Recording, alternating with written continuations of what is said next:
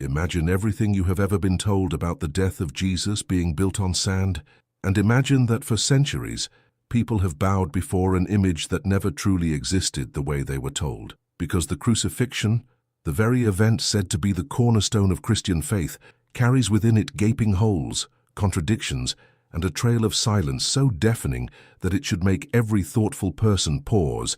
And this is where we begin, with the shocking claim that the crucifixion was not merely misunderstood or misinterpreted, but engineered, shaped, and implanted into the minds of believers through a careful process of editing, omission, and invention. And the first proof lies in the very sources that Christians cling to most desperately, the Gospels themselves. Because if you place Matthew, Mark, Luke, and John side by side, the supposed eyewitness reports that should harmonize into a clear historical event, you instead find storylines so contradictory that no modern historian would accept them as reliable. One gospel places Jesus silent before Pilate, while another paints him as defiant. One has Simon of Cyrene forced to carry the cross, while another insists Jesus carried it himself, and one depicts the sky darkening for hours as cosmic chaos unfolds while others are silent about this supposed miracle. Now ask yourself, if the earth shook, if graves opened, if darkness fell across the entire land, why do historians outside of Christian writings not record these apocalyptic events? Because Roman chroniclers obsessed with omens and wonders remain completely silent. Jewish historians like Josephus, despite their meticulous recording of cosmic signs, say nothing of this day when supposedly heaven itself rebelled, and this silence forms the second proof, because the absence of external confirmation from Roman or Jewish records screams fabrication. It is inconceivable that a Roman execution in a politically tense environment, one allegedly surrounded by earthquakes, solar eclipses, and resurrected corpses, would not merit even a single reliable mention outside of church-constructed texts. What is more, Pontius Pilate himself, the Roman governor who supposedly condemned Jesus, has records detailing minor executions, administrative decisions, and even inscriptions bearing his name, yet there is not one authentic Roman record confirming the crucifixion of Jesus. Instead, what we find is later Christian writings retroactively trying to insert Pilate into the narrative, forging letters and reports to create a veneer of authenticity. And so we stand with two crushing proofs at the very foundation: the contradictions in the very texts that should be united, and the absolute silence of history beyond those texts. And if that does not shake you, then you must ask yourself why every detail of this supposed defining event reads less like history and more like a constructed drama, a passion play designed to stir emotion, but not to convey truth. Now pause and reflect. If the most important moment in human history is riddled with irreconcilable contradictions and uncorroborated by every external source of its time, what does that say about the foundation upon which billions rest their faith?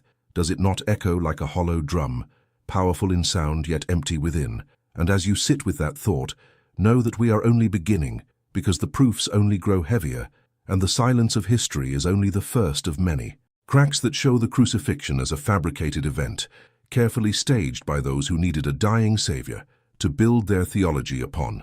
Words so shocking that they beg the question, if the crucifixion never happened, what else has been a lie all along? What else have we been taught to believe without evidence?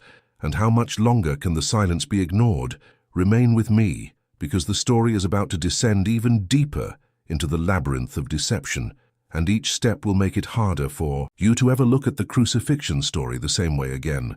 For once the truth is unveiled, it can never be unseen, and what was once sacred will reveal itself as invention, manipulation, and myth carried forth under the name of truth. If the first two proofs shook the ground beneath the crucifixion story, the next layers of evidence will expose why the event was fabricated, because when we strip away the veil of blind faith, we discover that the crucifixion narrative served political and theological agendas far more than it served history. And here lies the third proof, the role of Rome itself, because crucifixion was not simply an execution method, but a highly public and deeply political display designed to send a chilling message to all who opposed imperial rule. Romans did not crucify in silence. They made spectacles of it, lining the roads with crosses, boasting about their dominance, and meticulously recording events that could intimidate subjects. Yet in the case of Jesus, the so-called King of the Jews condemned for treason, we find no Roman archives, no imperial decrees, no proclamations, nothing. And this absence is not trivial. It is fatal to the claim, because a man condemned as a political threat and crucified at Passover in front of crowds should have ignited records. Yet only Christian texts decades later tell this story, revealing that the tale was crafted not by the state, but by the church. And the fourth proof ties directly into this, because if crucifixion was truly the means of execution, the burial narrative makes no sense. Romans never granted crucified criminals honorable burials. Bodies were left to rot as warnings, thrown into mass graves, or eaten by scavengers. Yet the Gospels insist Jesus was given a pristine tomb, provided by a wealthy disciple, watched over by mourners, treated with spices and cloth, a story that aligns far more with Jewish honor and theological drama than Roman practice. Historians point out this burial account violates every known Roman policy, meaning it is a literary device to exalt Jesus in death rather than a reflection of fact. Now pause with me, because when you realize that the very punishment Rome perfected as public shame was rewritten by Christian storytellers into a sacred burial, you see fabrication, you see transformation of a brutal reality into symbolic theater. And that makes you ask, who benefited from rewriting the humiliation of crucifixion into a glorious burial? The answer is clear. The early church, because they needed their Savior not to rot on a cross, but to emerge as a king who even in death was honored, respected, and vindicated. And this is why the contradictions and silences scream louder with every step, because what should have been a public political execution became a private theological drama, rewritten to inspire devotion rather than document history.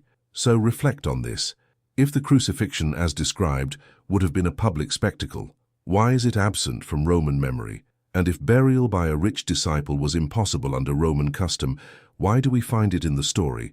The answer is because someone wanted you to believe in something that never happened. Someone needed the death of Jesus to carry not the stench of defeat, but the aroma of divine victory. And so we see how fabrication crept in, weaving itself into the story until truth was buried beneath layers of invention. And if 2,000 years of tradition have blinded us to this, then today you see it more clearly. The cracks in the crucifixion narrative are not minor inconsistencies, but colossal fractures that reveal the entire foundation as built upon myth. And the deeper we go, the more the evidence aligns, not with the cross on a hill, but with pens in the hands of authors decades later, shaping theology through fiction rather than eyewitness testimony. And with that, we stand at 4 undeniable proofs: the contradictions of the Gospels, the silence of history, the absence of Roman records, and the burial story that defies all known customs. And if that is not enough to make you tremble, then remember, we are not even halfway through, and what comes next will dismantle the very core of the crucifixion belief, until nothing but invention remains.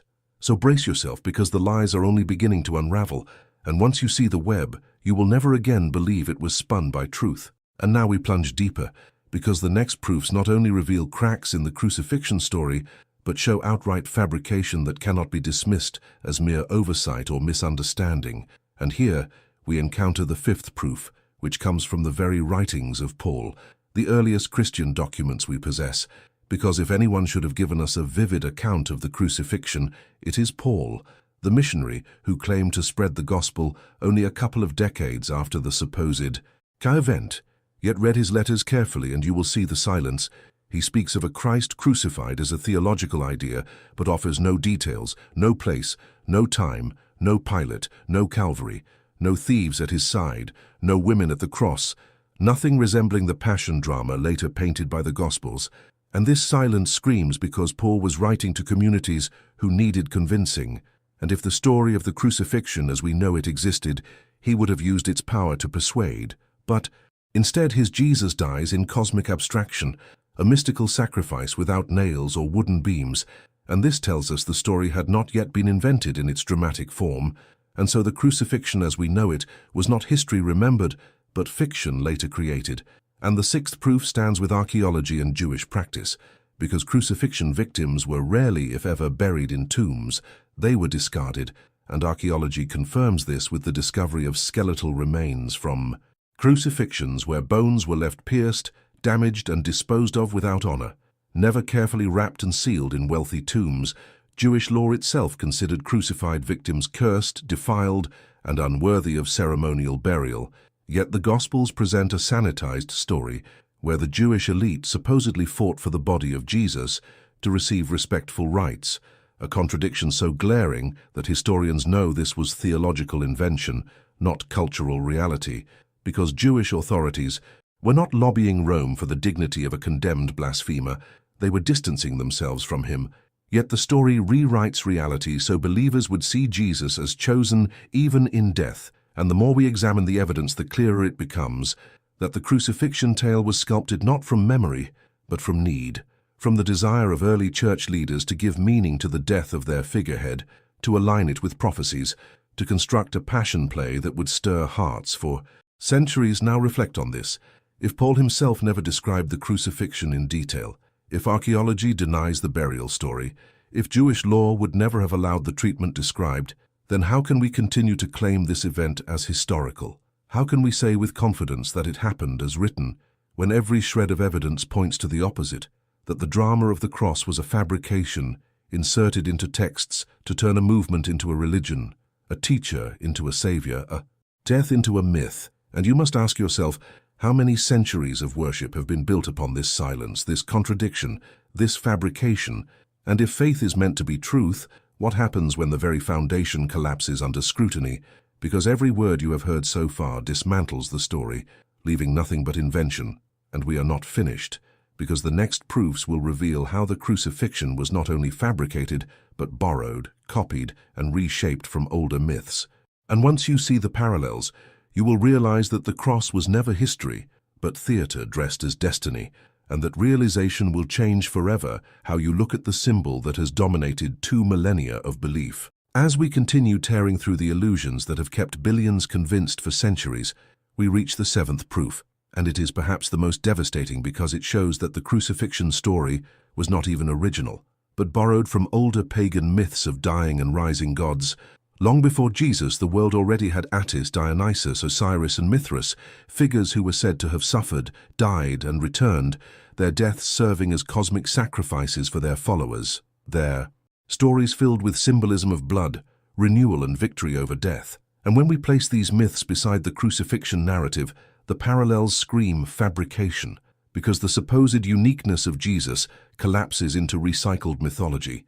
The Romans and Greeks who shaped the world of the early church were already immersed in tales of divine beings whose deaths brought salvation, and the early Christians, eager to compete in this spiritual marketplace, wove their own version, creating a crucifixion scene that mirrored pagan archetypes, but branded it as history. And this brings us to the 8th proof, the deliberate theological motive of early church leaders, because without a dramatic death, the figure of Jesus would have remained another forgotten preacher in Judea, his teachings perhaps admirable, but his legacy weak.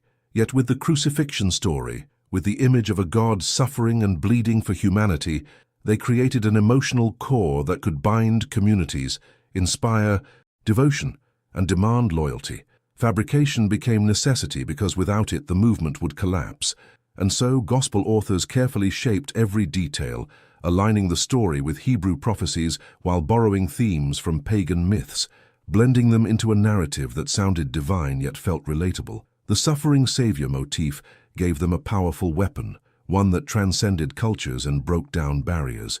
But when we recognize it as borrowed, we see that it was never history.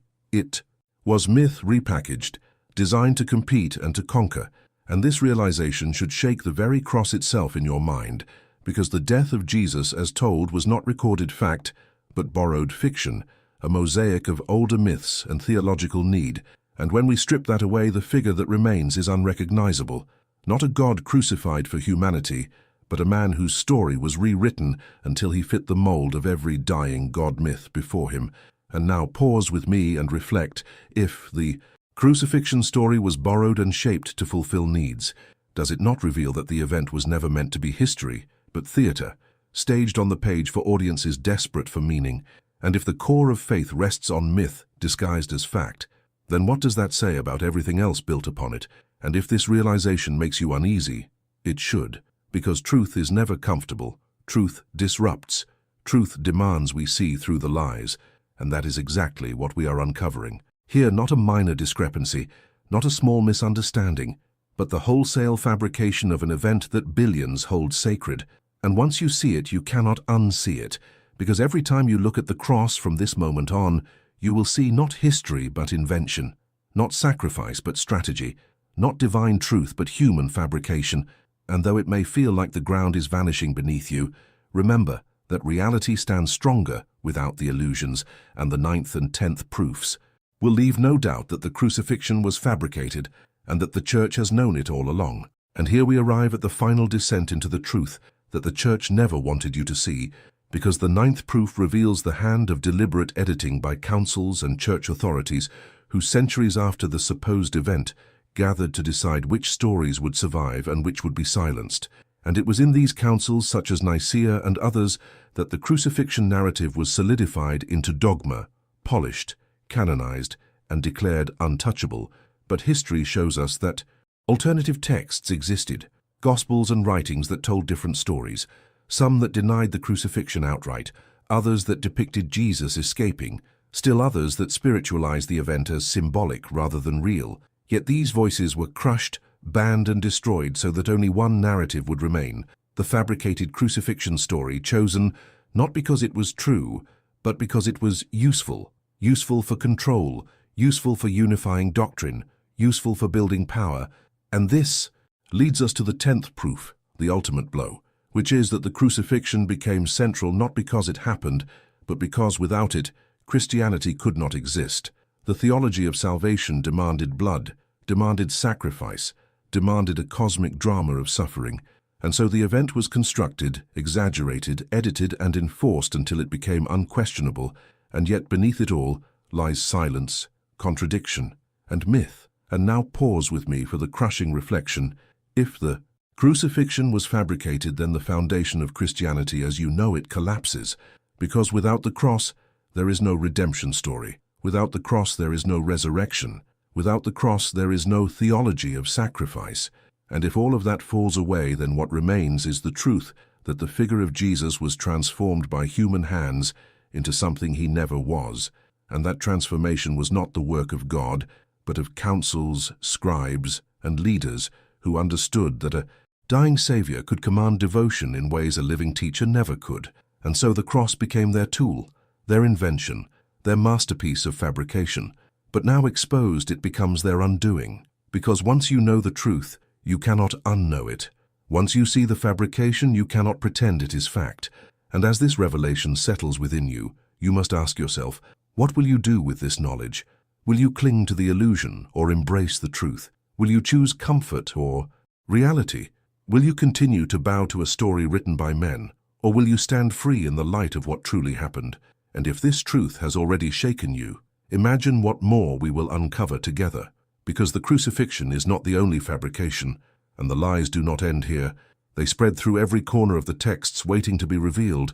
And if you want to continue breaking free from the illusions, then stay with me, because what is coming next will shake even deeper. So subscribe. Now, because if this truth already rocked your faith, imagine what the next revelation will do. Subscribe so you do not miss the full truth, because the crucifixion was fabricated, and that is only the beginning.